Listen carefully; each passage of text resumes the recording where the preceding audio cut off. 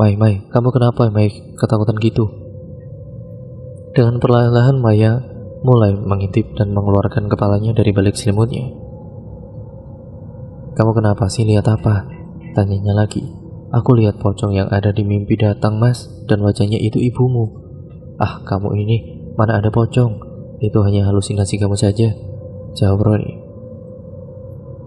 Benar, Mas, aku lihat dengan kepala mataku sendiri, jawabnya.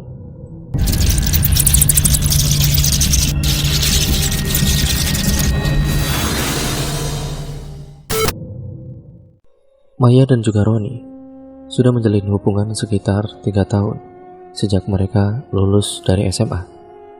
Keduanya saling berjuang bersama untuk mendapatkan restu dari kedua orang tua Roni. Akan tetapi, selama ini kedua orang tuanya Roni ini belum lulus juga kepada Maya. Memang Roni ini dari keluarga yang terpandang dan memiliki segalanya. Bahkan sekarang juga Roni kuliah dibiayai oleh kedua orang tuanya. Sedangkan Maya hidup dari keluarga yang sederhana, yang membuat Maya harus mencari pekerjaan untuk membantu membiayai kedua orang tuanya dan kedua adiknya. Apalagi bapaknya yang sedang sakit. Maka dari itu, Maya harus mencari uang lebih banyak lagi untuk membantu pengobatan bapaknya yang sudah lama dideritanya. Bahkan uang yang didapat dari hasil kerjanya saja hanya cukup untuk makan sehari-hari. Pokoknya faktor ekonomi dan juga derajat keluarga Maya yang tidak sesuai dengan keluarganya Roni. Maka dari itu, kedua orang tuanya Roni tidak pernah mengizinkan Roni untuk menikah dan berpacaran dengan Maya. Pernah suatu ketika Maya datang ke rumahnya Roni, karena Roni yang mengajaknya untuk datang ke rumahnya. Waktu itu pertama kalinya Maya diajak oleh Roni datang ke rumahnya.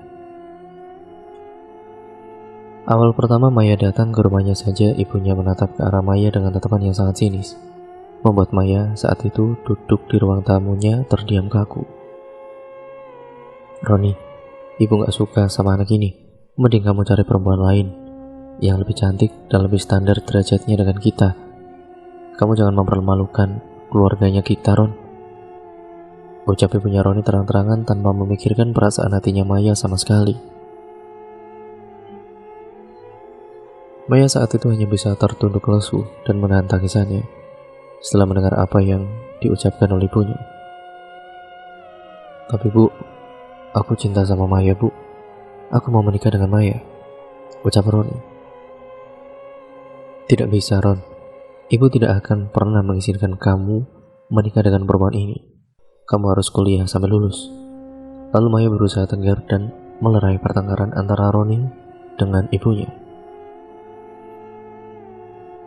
Sudah, Mas, Bu. Kamu ikhlaskan aku ya. Mungkin kita tidak berjodoh. Aku pulang dulu ya, Mas, ucap Maya. Gak mau, Mai. Pokoknya aku akan terus sama kamu dan menikah sama kamu, timbal Roni. Akan tetapi Maya tidak memperdulikan hal itu. Maya berpamitan kepada ibunya dan pulang. Bu, saya pamit pulang dulu ya, Bu.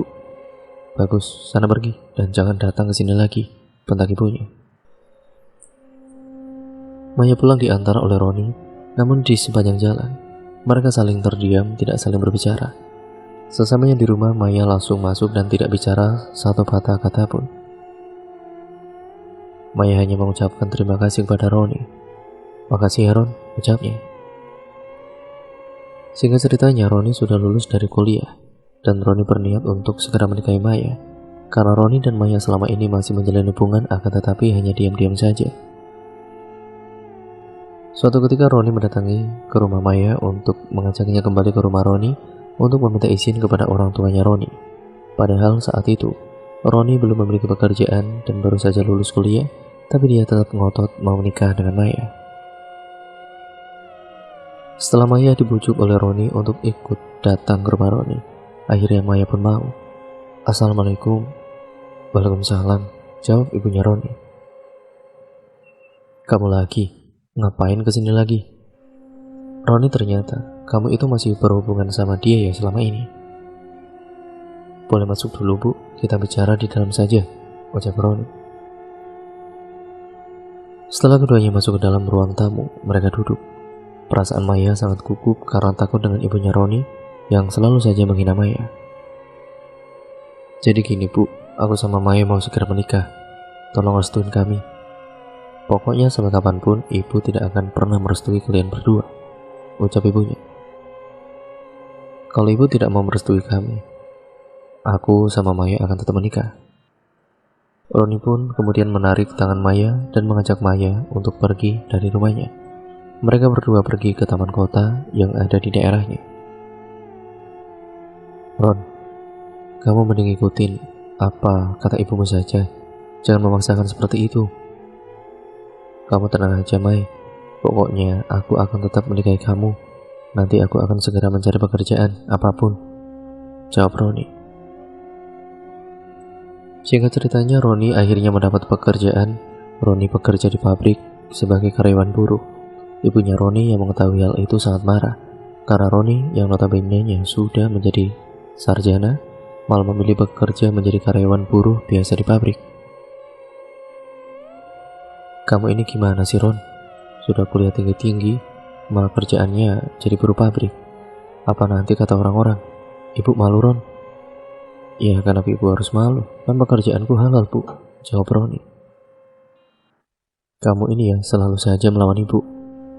Dari pertengkaran antara Roni dan Bu Tuti itulah Roni sekarang jadi mengontrak sendiri di tempat dekat pabriknya dia bekerja. Karena jarak dari rumah ke pabrik lumayan jauh, maka dari itu lebih baik Roni ngekos sendiri saja. Hari demi hari telah Roni lalui, begitu juga dengan Maya. Perlahan-lahan Roni ini bisa mengumpulkan uang dari kerjaannya sendiri untuk segera menikah dengan Maya. Beberapa bulan kemudian, Roni mendatangi ke rumahnya Maya untuk meminta restu kepada kedua orang tuanya Maya.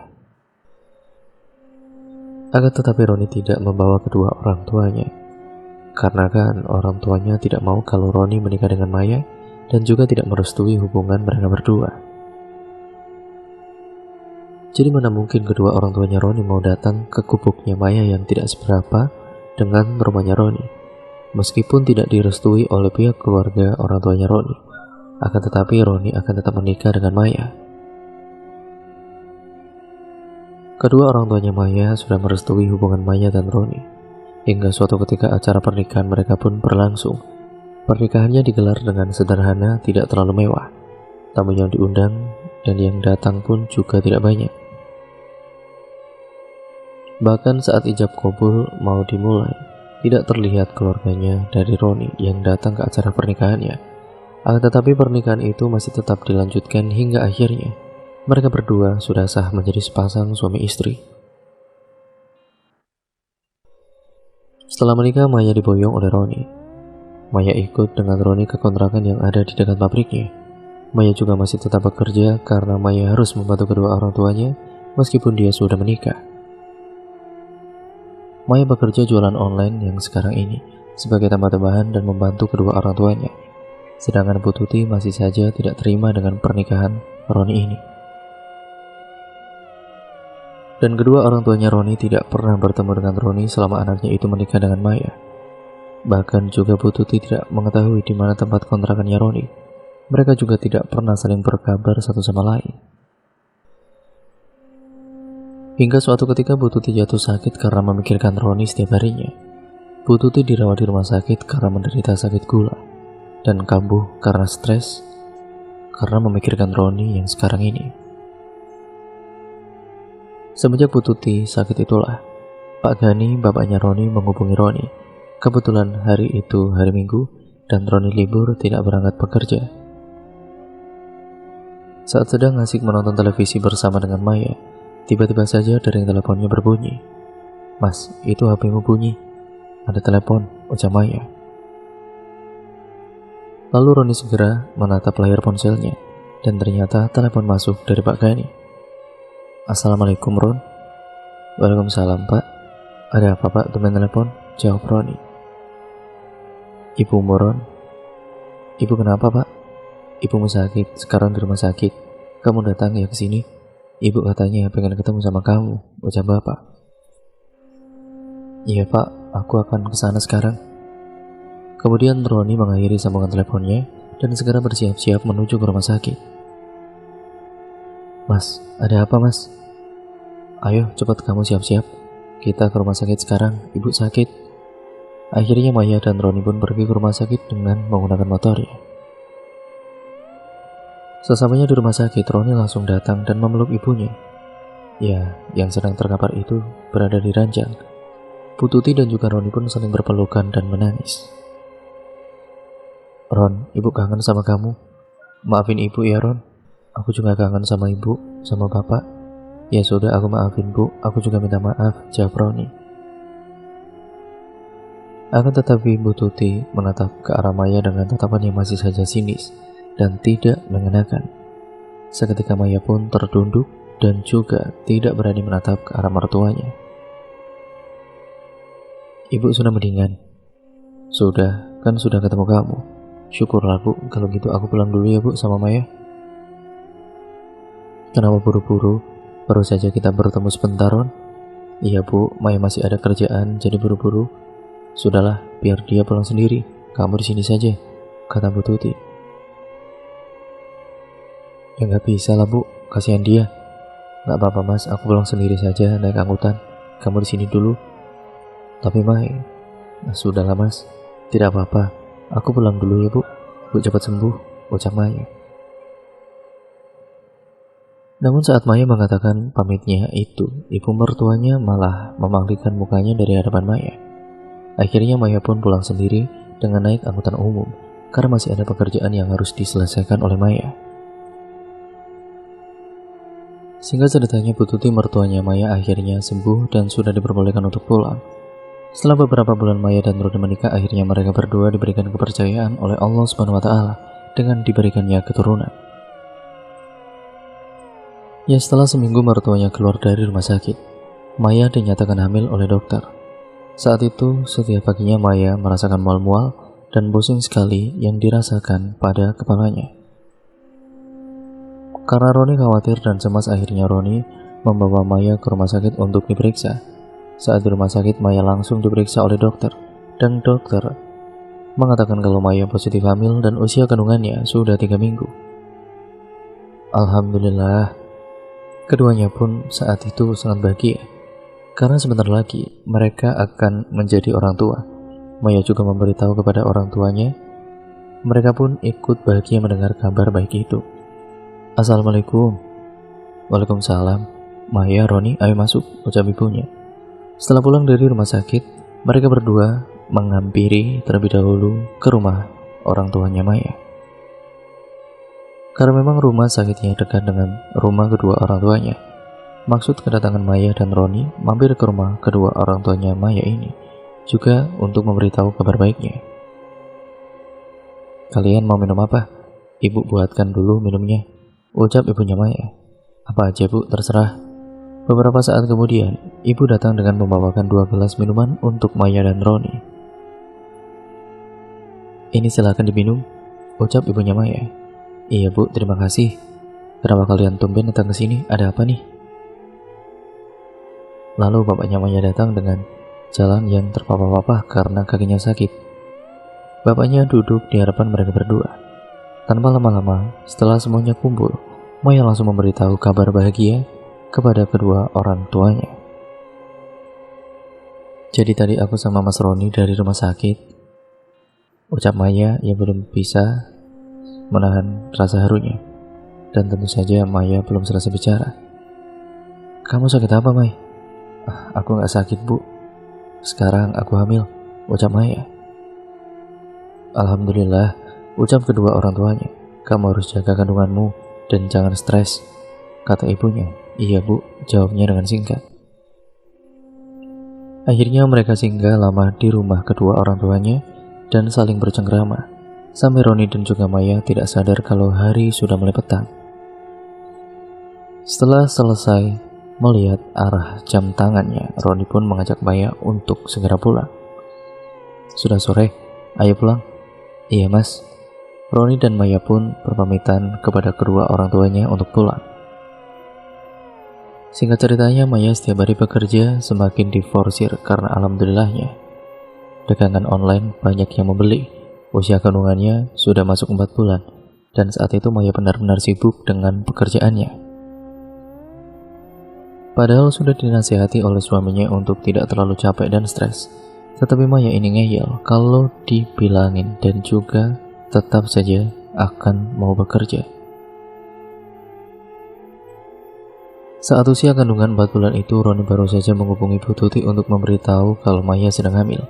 Namun responnya Bu Tuti biasa saja, tidak bahagia sama sekali mendengar kabar itu. Suatu ketika saat malam hari, Maya merasakan sakit sekali pada perutnya yang membuat Roni cemas, serta panik dan bingung harus berbuat apa karena sudah tengah malam. "Aduh mas, sakit perutku mas," rintih Maya. "Sabar ya Mai," kata Roni. Karena hanya itu yang dapat Roni katakan kepada Maya. Roni juga mengambilkan air hangat, lalu dengan handuk kecil ditempelkan pada perut Maya supaya rasa sakit pada perutnya itu perlahan menghilang. Akan tetapi masih sama saja, membuat Roni semakin panik. Dan mau tidak mau akhirnya Roni membawa Maya pergi ke rumah sakit dalam keadaan dini hari sekitar pukul 1 malam. Dengan berboncengan mengendarai motornya Roni ini melajukan motornya. Dengan pelan-pelan, terlihat jalanan yang dilewatinya sangat sepi dan suasananya sangat mencekam. Apalagi mereka berdua harus melewati sebuah kuburan yang ada di kanan kiri jalan itu. Namun Roni mencoba memberanikan diri dan juga tetap berdoa. Hawa dingin mulai merasuk ke dalam tubuh dan bulu kuduk mulai berdiri. Tiba-tiba saja saat Roni melihat ke arah spion, dia melihat ada sosok pocong yang berdiri dari balik kaca spionnya itu. Seketika Roni terperanjat dan tidak fokus mengendarai motornya. Tapi Roni tidak menceritakan hal itu kepada Maya karena takut nanti Maya jadi ketakutan. "Kenapa mas?" tanya Maya. Nggak apa-apa kok Mai, kedinginan aja ini, tadi ya jadi oleng." Pada kala itu dia berucap berbohong. Akhirnya Roni tetap fokus dan terus membaca doa-doa surat-surat pendek. Dan seketika saat Roni menatap kembali ke arah spionnya, sosok pocong itu sudah menghilang. Beberapa saat kemudian, mereka berdua sampai di rumah sakit yang buka 24 jam non-stop. Di rumah sakit, Maya langsung ditangani oleh dokternya. Dan betapa terkejutnya Maya dan Roni saat apa yang dikatakan oleh dokter. Kata dokter, Maya mengalami keguguran karena janinnya tidak berkembang di dalam perutnya. Sontak mereka berdua sangat sedih mendengar apa yang dikatakan oleh dokternya. Akan tetapi Maya dan Roni ikhlas menerima ujian itu. Bu Tuti kali ini datang menjenguk Maya ke rumah sakit. Bukan ikut berduka, malah mencaci maki Maya dan menyalahkan Maya. "Kamu ini tidak becus merawat kandungannya, jadinya ya gini kan? Memang kamu itu pembawa sial untuk anakku," bentak Ibu Tuti. Hatinya Maya begitu sangat teriris mendengar cacian ibu mertuanya itu. Apalagi Maya sedang bersedih kehilangan janinnya, ditambah cacian dari ibunya itu, yaitu ibu mertuanya tepatnya, membuat tangisannya Maya pecah dan tidak tertahankan lagi. "Gitu aja nangis, cengeng sekali," ucap ibu mertuanya. Maya tidak bisa berkata-kata apa-apa lagi. Dia hanya terdiam dan terus menangis. "Ibu jangan gitu dong Bu sama Maya. Ini juga bukan kesalahan Maya Bu," ucap Roni. "Bukan kesalahan dia gimana? Jelas-jelas dia tidak menjaga kandungannya," timbal Bu Tuti. Singkat ceritanya, Maya sudah diperbolehkan untuk pulang oleh dokternya. Keadaan Maya masih sangat syok dan juga masih sedih. Roni sebagai suaminya terus ada buat Maya dan menenangkan Maya. Semenjak Roni berpacaran dan menikah dengan Maya, Roni selalu melawan ibunya dan tidak mendengarkan apa kata ibunya. Itu yang membuat Bu Tuti sakit hati dan benci kepada Maya. Sampai sekarang Bu Tuti belum juga mau menerima Maya sebagai menantunya. Beberapa bulan kemudian setelah Maya sudah pulih kembali dari kegugurannya itu, Maya diberikan kepercayaan kembali untuk bisa hamil lagi. Di kehamilannya kali ini Maya benar-benar menjaga sekali kandungannya. Bahkan sekarang Maya sudah tidak lagi bekerja berjualan online karena tidak diizinkan oleh Roni. Karena Roni takut kalau kandungannya terjadi seperti kehamilan Maya yang pertama. Ibunya Maya juga jadi sering ke kontrakannya Maya untuk menjaga Maya di saat Roni sedang berangkat kerja.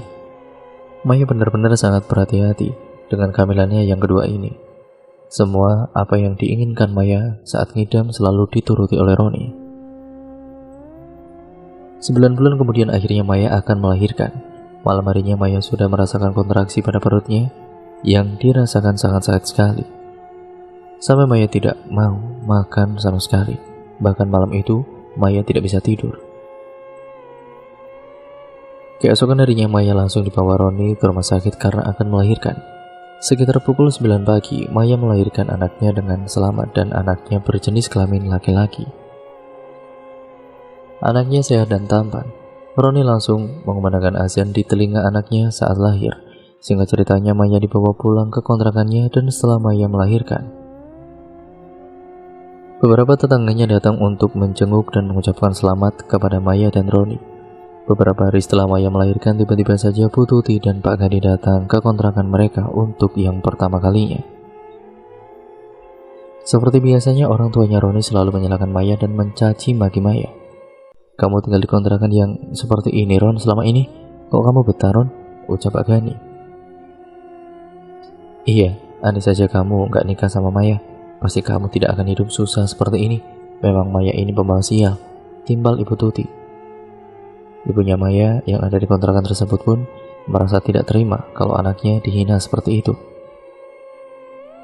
"Jaga ya mulutnya, Bu. Jangan menyalahkan anak saya. Ini sudah takdir mereka. Lagian kenapa Ibu datang ke sini? Kan Ibu tidak sudi datang ke kontrakan yang kumuh seperti ini," ucap ibunya Maya. "Alah, ya terserah saya dong. Mau datang ke sini atau enggak? Emang kamu siapa ngelarang saya?" jawabnya Bu Tuti. Sudah cukup, jangan bertengkar di sini," ucap Roni. Kegaduhan mereka membuat tetangga sekitar itu berdatangan ke kontrakannya Roni dan Maya. "Ada apa ini ribut-ribut?" tanya salah satu tetangganya. "Nggak tahu nih.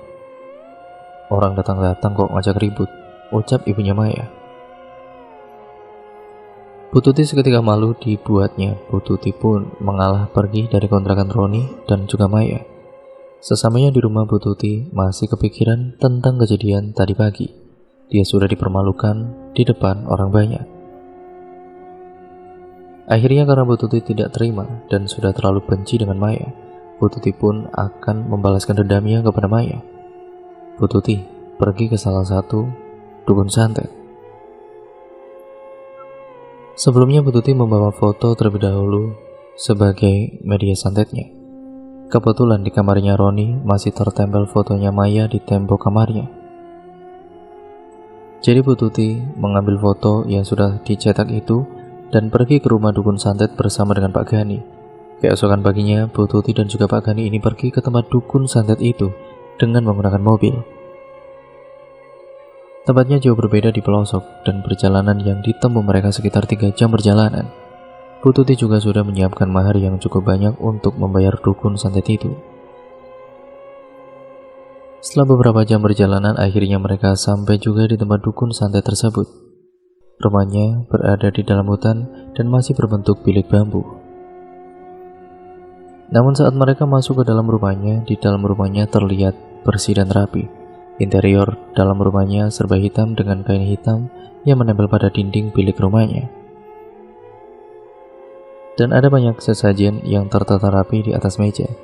Ada kemenyan, kembang-kembangan, dan ada banyak juga boneka pocongan untuk media santetnya. Saat Bu Tuti dan juga Pak Gani masuk ke dalam rumah Mbah Dukun, mereka mencium bau ruangannya itu sangat anyir. Seperti bau darah membuat mereka bergidik ngeri.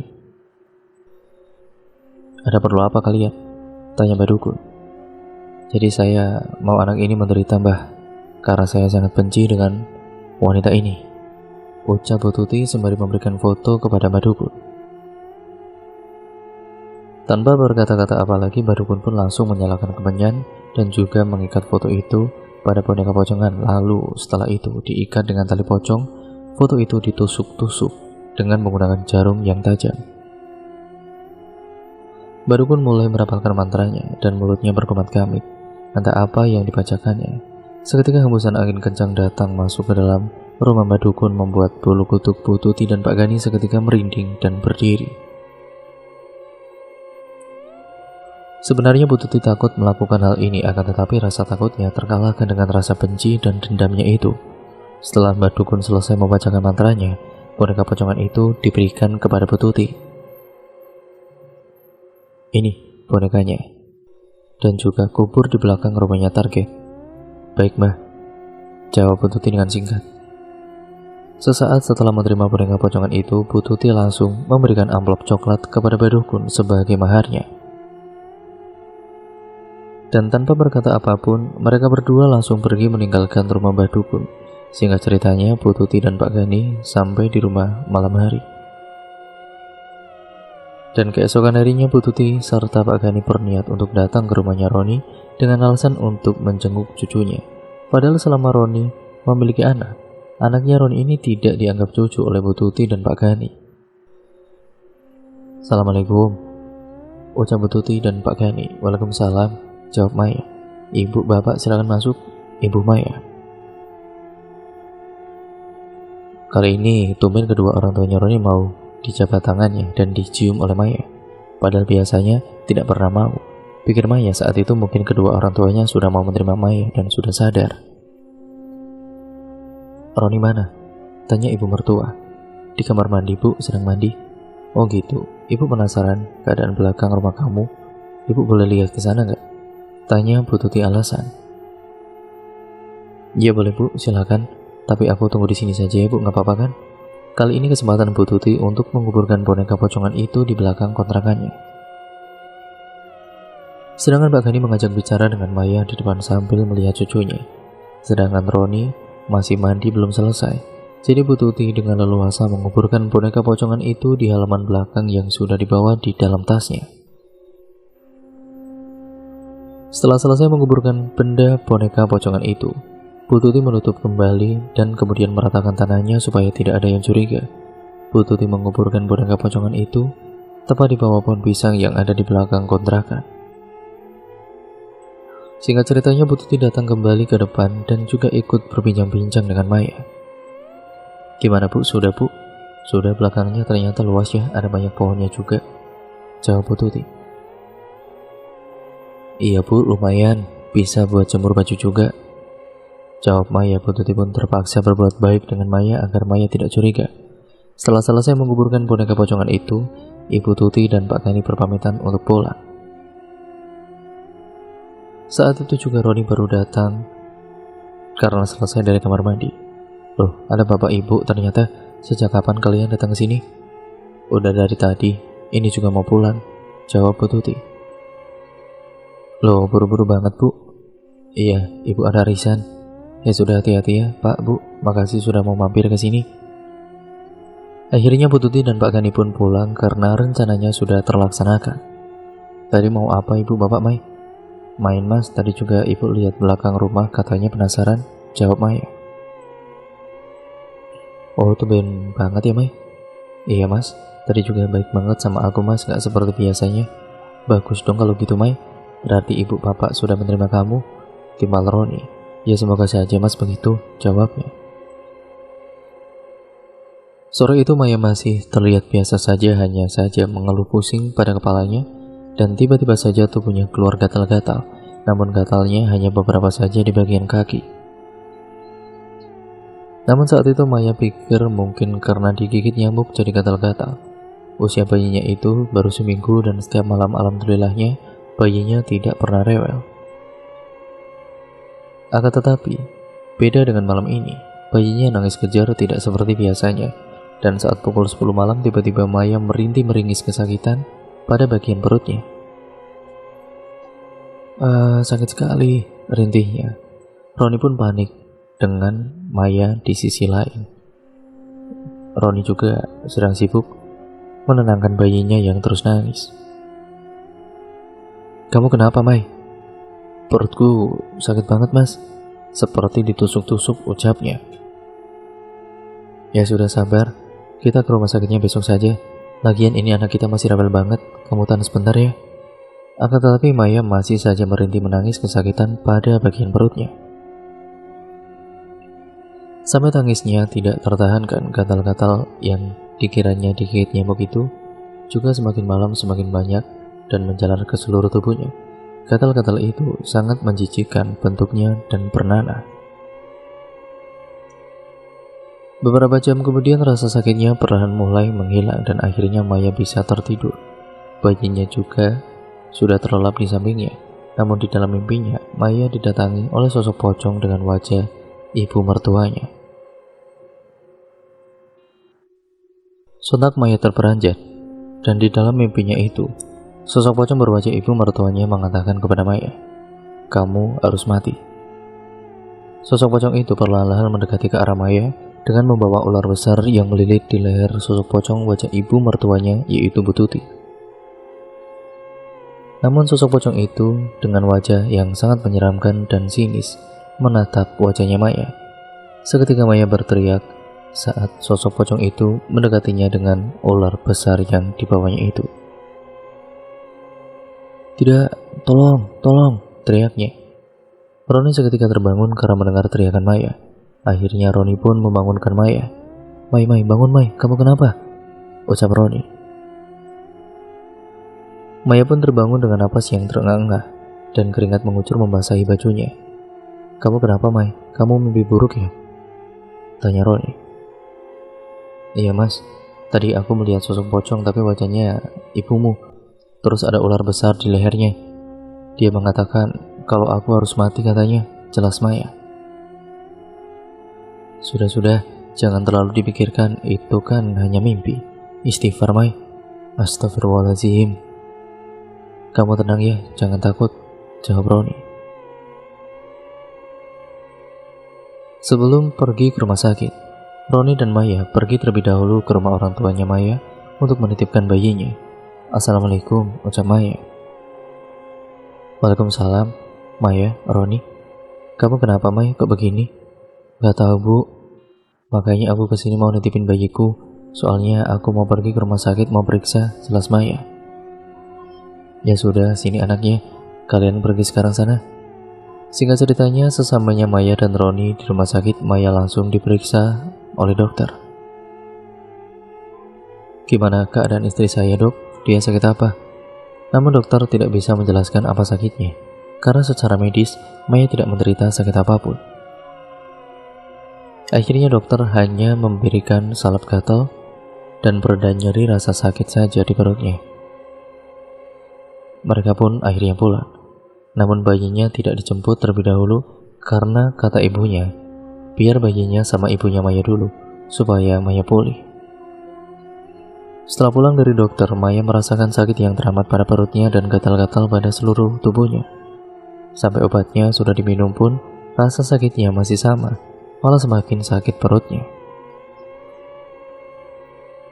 Malam harinya Maya melihat ada bayangan hitam datang ke dalam kamarnya dan tiba-tiba saja miniatur yang ada di rak dinding kamarnya itu seketika terjatuh dengan sendirinya hingga pecah. Brak! Sontak Maya dan juga Roni pun terkejut. Roni pun membersihkan pecahan belingnya. Bayangan hitam itu masih saja berdiri di pojok kamarnya. Padahal di dalam kamarnya itu tidak ada orang yang berdiri di kamar itu. Saat Maya menatap bayangan hitam itu dengan seksama, tiba-tiba saja bayangan hitam itu berubah menjadi sosok pocong.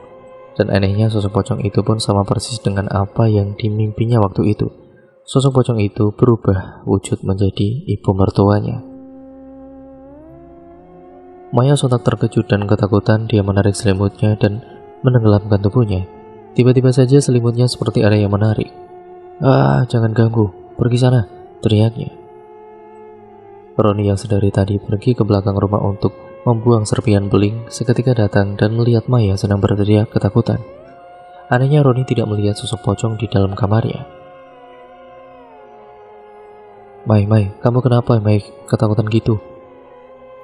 Dengan perlahan-lahan Maya mulai mengintip dan mengeluarkan kepalanya dari balik selimutnya. "Kamu kenapa sih, lihat apa?" tanyanya lagi. "Aku lihat pocong yang ada di mimpi datang mas, dan wajahnya itu ibumu." "Ah, kamu ini, mana ada pocong, itu hanya halusinasi kamu saja," jawab Roni. "Benar mas, aku lihat dengan kepala mataku sendiri," jawabnya. Sudah, mending kamu istirahat saja. Perutnya udah gak sakit lagi kan? Singkat ceritanya, tengah malam Maya terbangun dan rasa sakit pada perutnya itu terasa kembali dan gatalnya semakin parah. Kali ini gatal-gatalnya itu mengeluarkan bau busuk. Tapi Roni tidak jijik sama sekali dengan istrinya. Roni selalu menemani Maya dalam keadaan apapun. Wah, sakit. Kenapa, Mai? Kamu sakit lagi? Kok berubah jadi bau busuk gini sih, Mai, gatal-gatalnya? Ucap Roni. Sakit, Mas. Sabar ya, Mai. Besok kita ke dokter kulit kita, kata Roni. Keesokan paginya, Maya dan Roni pun pergi ke rumah sakit yang lebih besar dan menemui dokter spesialis kulit untuk memeriksakan sakitnya Maya. Sesamanya di rumah sakit, Maya langsung diperiksa oleh dokter spesialis tersebut. Sampai Maya di ronsen untuk dicek keadaan kulitnya, sehingga mereka harus menunggu beberapa saat hasil ronsennya itu keluar. Setelah hasil ronsennya itu keluar, kata dokternya, Maya itu tidak menderita sakit apapun karena hasil dari ronsennya ini normal-normal saja. Dokter spesialis itu pun sama seperti dokter umum yang sudah mereka datangi. Dokter hanya memberikan obat salep untuk gatal-gatal yang dialaminya. Namun sama saja salep itu tidak mempan mengobati rasa gatalnya Maya. Apalagi sakit perutnya itu semakin bertambah parah. Pernah suatu ketika saat Maya buang air besar, yang keluar dari duburnya itu adalah sebuah paku yang berkarat, membuat Maya dan juga Roni semakin merasa ada kejanggalan. Maya juga seketika batuk-batuk, anehnya batuknya yang keluar darah dan disertai dengan paku berkarat. Semakin hari, Maya semakin kurus dan Maya juga tidak nafsu makan. Setiap malam Maya didatangi oleh sosok pocong yang berwajah ibu mertuanya di dalam mimpinya dan selalu mengatakan hal yang sama, kamu harus mati, membuat Maya semakin ketakutan. Akan tetapi Maya lebih rajin sholat dan juga mengaji. Di saat mengaji, rasa sakit pada perut dan juga gatal pada sekujur tubuhnya itu pun perlahan-lahan hilang. Setiap hari, setiap habis maghrib, Maya merasakan ingin buang air besar dan selalu keluar paku. Setelah selesai buang air besar, Maya juga selalu merasakan batuk-batuk dan keluar darah serta paku. Karena sudah tidak bisa seperti ini terus, akhirnya Roni membawa Maya ke salah satu praktisi atau seorang ustadz yang tahu tentang hal-hal seperti itu.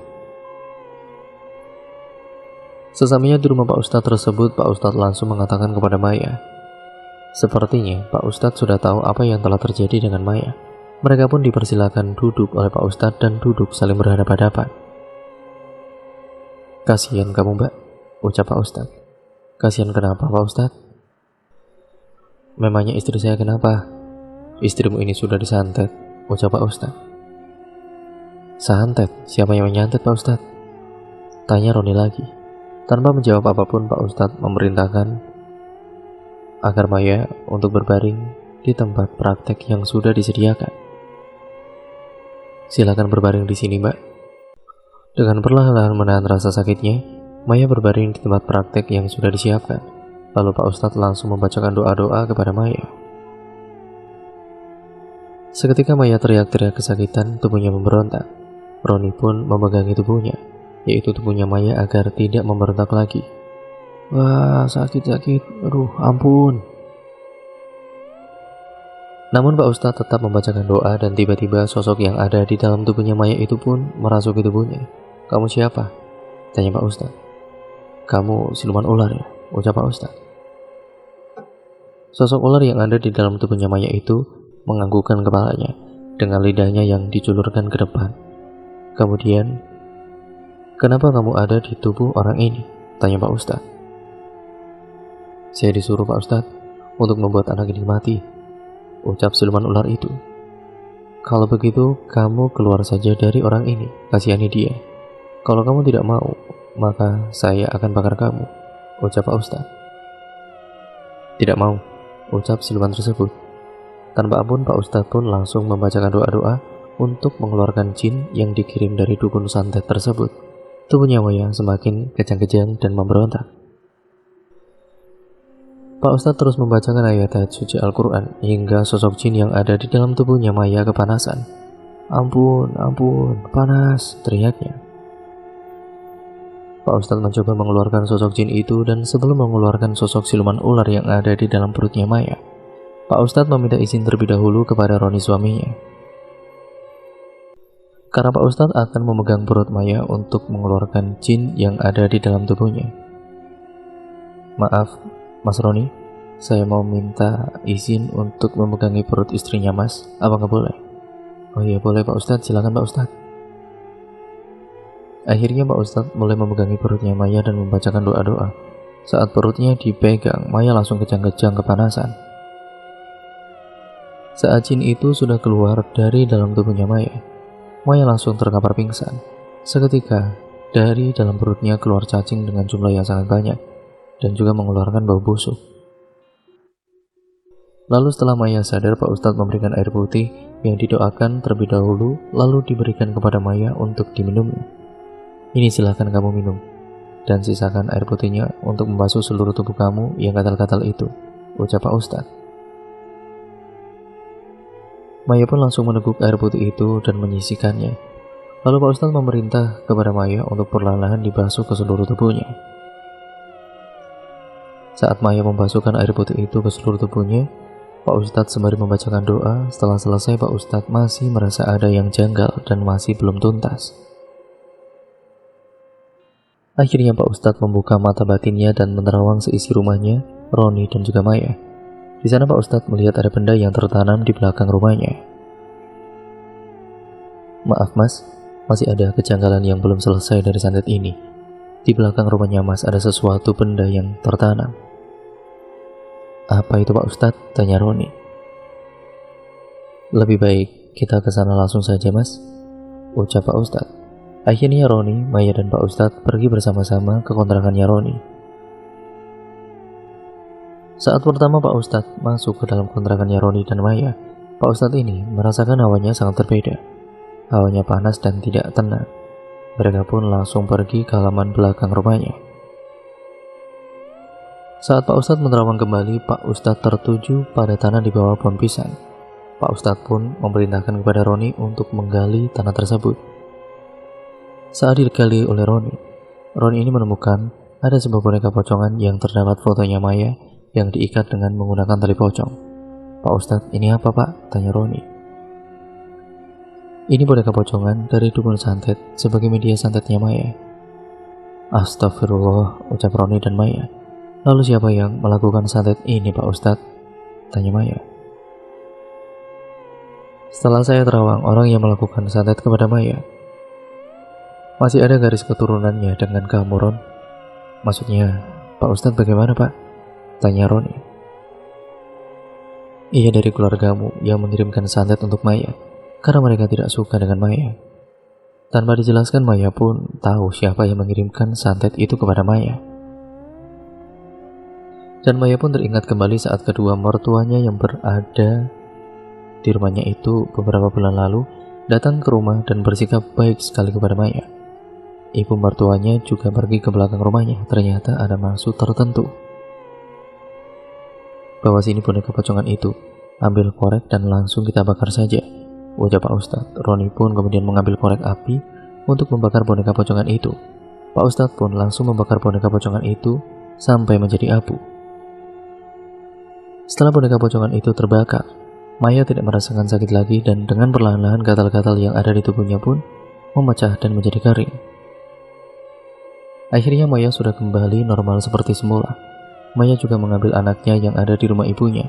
Selama pengobatan, anaknya dititipkan pada ibunya dan ibunya Maya pun tidak keberatan. Sedangkan Maya dan juga Roni mendapatkan kabar dari adiknya Roni kalau kedua orang tuanya tiba-tiba sakit. Sekarang Bu Tuti yang menderita sakit perut rasanya seperti ditusuk-tusuk sama seperti apa yang dirasakan oleh Maya saat itu. Sedangkan Pak Gani dia tiba-tiba saja stroke dan tidak bisa berbicara. Bu Tuti dan Pak Gani dirawat di rumah sakit, namun bukannya keadaannya semakin membaik, malah semakin memburuk. Bu Tuti ini juga kulitnya penuh dengan koreng yang banyak sekali dan gatal sekali, serta bernanah dan baunya sangat busuk. Saat diperiksa oleh dokter, kata dokter Bu Tuti tidak menderita sakit apapun secara medis. Padahal sudah jelas-jelas Bu Tuti merasakan kesakitan dan gatal-gatal. Pak Gani tidak bisa berbicara serta semua tubuhnya terasa kaku sekali. Roni dan juga Maya pun menjenguk kedua orang tuanya Roni. Bu Tuti melihat Maya terkejut karena Maya terlihat baik-baik saja, bahkan terlihat sehat. Setelah melihat keadaan ibunya yang dialami sama seperti Maya, Roni pun mengundang Pak Kiai untuk membantu sakitnya Bu Tuti ini. Saat di Terawang, kata Pak Kiai, Bu Tuti ini telah mendapatkan karma. Karena santet yang dikirimkan oleh dirinya kepada Maya itu malah berbalik menimpa dirinya dan suaminya, yaitu Pak Gani. Bu Tuti sakitnya ini dalam keadaan mata yang melotot dan lidahnya menjulur ke depan. Serta saat dibacakan doa-doa oleh Pak Kiai, tiba-tiba saja perutnya Bu Tuti membuncit seperti orang yang sedang ambil besar, sehingga urat-urat yang ada di dalam perutnya itu terlihat dan seperti akan meledak, serta meluluh lantahkan seisi dalam perutnya. Bu Tuti tubuhnya memberontak saat sedang dibacakan doa oleh Pak Kiai, hingga sampai pada akhirnya Pak Kiai selesai mengeluarkan sosok yang ada di dalam tubuhnya Bu Tuti. Tiba-tiba saja, di atas ranjang tidurnya Bu Tuti ada seekor ular yang sangat besar sekali, yaitu siluman ular. Pak Kiai pun berperang dengan sosok siluman ular tersebut, sehingga akhirnya Pak Kiai yang menang. Namun ternyata nyawanya Bu Tuti itu, yaitu ibu mertuanya Maya, tidak bisa terselamatkan. Bu Tuti meninggal dunia dengan matanya yang masih saja melotot, lidahnya menjulur ke depan serta perutnya yang membuncit. Selama beberapa jam Pak Gani juga meninggal dunia dalam keadaan mulutnya yang miring atau merot dan matanya melorot serta lidah menjulur ke depan. Kedua jenazah orang tuanya Roni dibawa pulang untuk segera dimandikan. Saat sedang dimandikan, perutnya Bu Tuti selalu keluar cairan putih kental yang berbau busuk, sedangkan Pak Gani tubuhnya membiru dan bengkak. Setelah dimandikan, jenazah Bu Tuti dan juga Pak Gani dikafani terlebih dahulu. Saat dikafani, perutnya Bu Tuti selalu mengeluarkan cairan putih, membuat kain kafan tersebut basah dan sudah berkali-kali kainnya diganti, masih saja keluar cairan putih itu. Sedangkan Pak Gani saat dikafani, kain kafan itu selalu saja terbuka sendiri. Pak Kiai yang ada di situ memerintahkan kepada Maya untuk bisa memaafkan dan mengikhlaskan kedua orang tuanya. Di depan para pelayat dan juga para kerabatnya sebagai saksi bahwa Maya sudah memaafkan dan juga mengikhlaskan kepergian kedua mertuanya itu. Saya Maya, selaku menantunya Bu Tuti dan juga Pak Gani, sudah memaafkan kedua mertua saya itu dan saya juga sudah ikhlas atas kepergian mereka, ucap Maya. Setelah Maya menyatakan pernyataan tersebut, akhirnya kedua jenazah mertuanya Maya ini bisa dikafani dan tidak mengeluarkan cairan apapun lagi. Bahkan perutnya Bu Tuti juga sudah tidak membuncit lagi. Akhirnya jenazah kedua mertuanya Maya ini disolatkan dan dibawa ke pemakaman untuk segera dimakamkan. Singkat ceritanya, setelah kepergian mertuanya, sekarang Maya dan juga Roni sudah hidup bahagia tanpa ada gangguan ataupun guna-guna lagi. Dan rumah peninggalan kedua orang tuanya Roni itu kali ini ditempati oleh Roni, Maya, anaknya dan adiknya Roni. Roni sudah tidak bekerja di pabrik itu lagi dan tidak mengontrak di kontrakannya. Sekarang Roni yang mengelola bisnis orang tuanya, yaitu mengelola toko material Pak Gani. Toko yang dikelola Roni itu semakin berkembang dan sukses. Sekarang sudah beberapa cabang toko materialnya di kota lain. Roni juga sudah bisa membeli mobil sendiri, serta sekarang Roni membuka bisnis baru, yaitu membangun kontrakan di kotanya. Jumlahnya cukup banyak. Bahkan sekarang anaknya sudah berusia 2 tahun, dan sekarang Maya tengah hamil lagi. Semoga kita dijauhkan dari hati yang kotor dan dijauhkan dari yang namanya dendam hingga membuat orang lain menderita atau bahkan malah membuat diri kita sendiri yang menderita akibat perbuatan yang ditanamnya. Karena setiap perbuatan pasti akan ada balasannya, baik cepat ataupun lambat. Ambil sisi baiknya dan ambil sisi buruknya juga, bahwa sesama manusia jangan saling menyakiti dan harus saling memaafkan. Dan terima kasih, akhirnya cerita pun selesai sampai di sini ya teman-teman. Video ini saya akhiri, sampai berjumpa di video terbaru selanjutnya. Sebelumnya terima kasih atas support kalian selama ini, jangan lupa tetap terus like, comment, dan share, serta subscribe, dan jangan lupa untuk kalian menyalakan tombol lonceng notifikasinya, agar kalian tidak ketinggalan video terbaru selanjutnya dari channel ini. Sekian kurang lebihnya, mohon maaf ya teman-teman apabila banyak kesalahan dalam pengucapan ataupun narasi saya mungkin kurang jelas atau terlalu cepat. Saya minta maaf yang sebesar-besarnya. Sampai berjumpa di video terbaru selanjutnya dari channel ini. Wassalamualaikum warahmatullahi wabarakatuh.